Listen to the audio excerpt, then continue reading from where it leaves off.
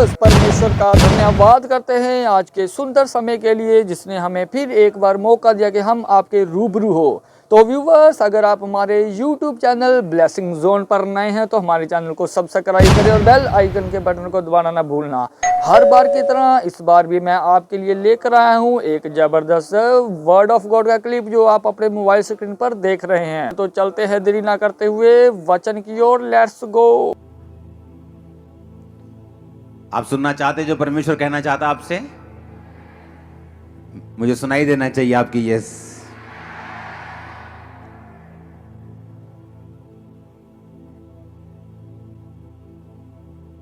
एक बार एक व्यक्ति ने लोगों से नफरत करता था वो, और उसने आग लगाने के लिए उनके घरों को, क्योंकि वो जंगल के करीब था, तो उसने हवा देखी कि हवा इधर को है और सभी विरोधियों के घर इधर को हैं, तो उसने आग लगा दी जंगल में। और वो जगह जगह आग लगाता गया और आगे बढ़ता गया। जब जंगल में आग लग गई, उसे मालूम हो गया कि अब आग लग गई है, मुझे और आग लगाने की जरूरत नहीं। अगर मैं और आग लगाऊंगा तो खुद जल सकता हूं। तो वो चुप करके बैठ गया और देखने लगा। जब किसी ने पूछा तो आग अब आग क्यों नहीं लगा रहा, क्योंकि उसे मालूम था अब वो आग लगा चुका है और अब आग अपने आप फैलती जाएगी। जैसे जैसे हवा इधर को है तो आग लगती जाएगी।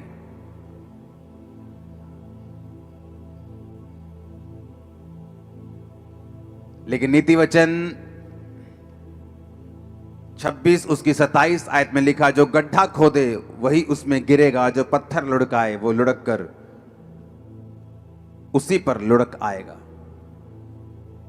उसे यह मालूम नहीं था कि उसने हवा देखकर आग तो लगा दी है, लेकिन हवाओं के ऊपर जो कंट्रोल है वो हमारा परमेश्वर रखता है।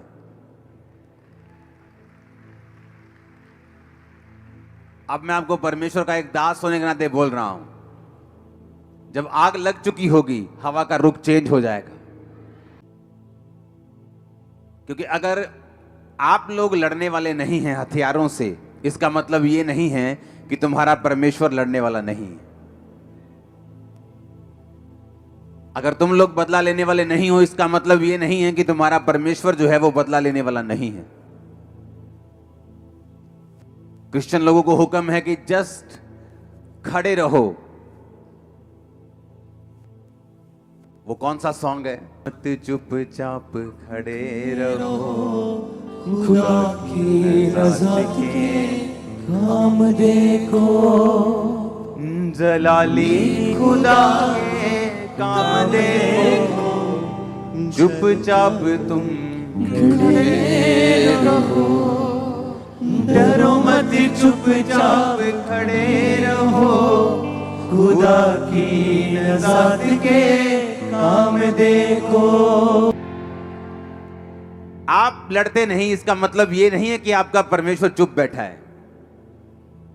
जिस हवा को देखकर आपको जलाने की कोशिश की गई है, मैं आपको प्रोफेटिकली परमेश्वर का दास होने के नाते बता रहा हूं, वो हवा दूसरी तरफ बहेगी और आप बचाए जाएंगे। आमीन ऊंचे वाला होगा तो ये आपके परिवार के लिए होगा।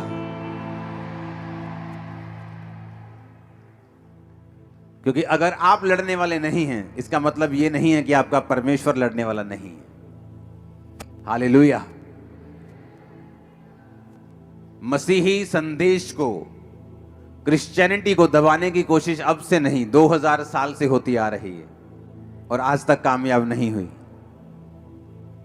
इस सच्चाई को करप्ट करने की कोशिश की गई, इसको खराब करने की कोशिश की गई, इसको दबाने की कोशिश की गई, लेकिन ये कभी दबी नहीं।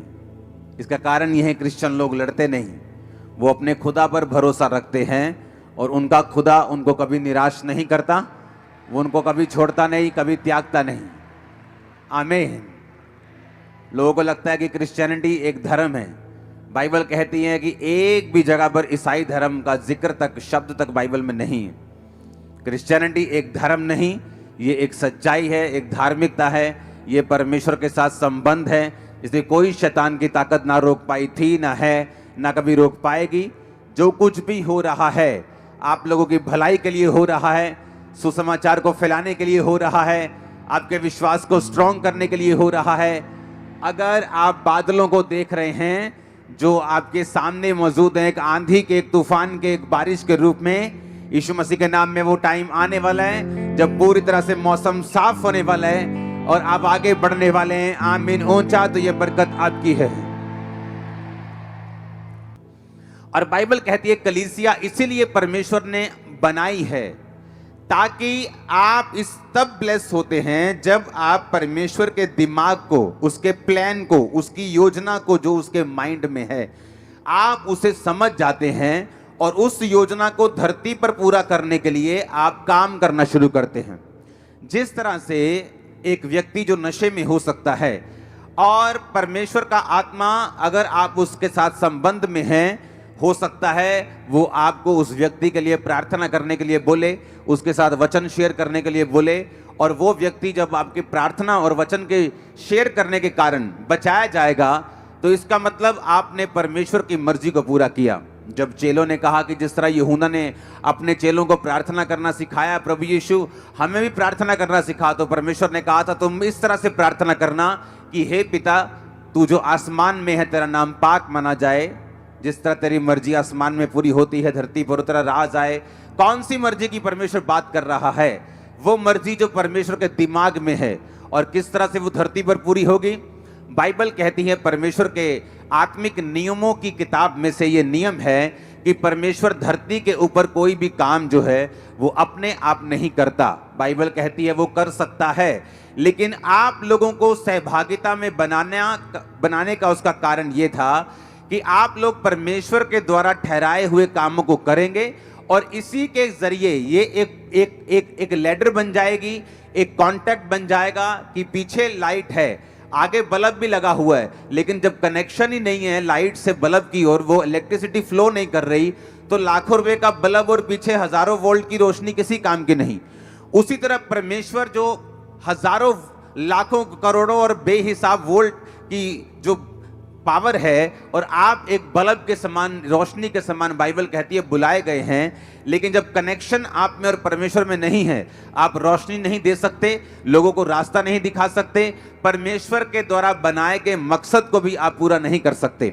बाइबल कहती है जब परमेश्वर आपको बुलाता है तो उसका एक मकसद है आपकी लाइफ के लिए। अब आपको उस मकसद को समझना है जो परमेश्वर के दिल में है आप लोगों के लिए, और जैसे ही आप उस मकसद को समझ के काम करना शुरू कर देंगे, वो इलेक्ट्रिसिटी का फ्लो होगा, आप चमकने लगेंगे, आपकी पर्सनल लाइफ भी ब्लेस होने लगेगी। इसी तरह से मैं ब्लेस हुआ हूं, जिस तरह से आप ब्लेस होने वाले हैं। आमीन। ऊंचा तो ये आपके परिवारों तक जा रहा है इसका असर। हालेलुया। Thank you Jesus. परमेश्वर का धन्यवाद करते जिसने हमें समा दिया कि हमने उसके कलाम को सुना। तो व्यूवर्स, मुझे उम्मीद है कि ये वाली कलेक्शन भी आपको बेस्ट लगी होगी। तो मिलते हैं नेक्स्ट वीडियो में। मैं तब तक अपने आप को और आपको परमेश्वर की ग्रेस में छोड़ता हूँ। सबको जय मसीह।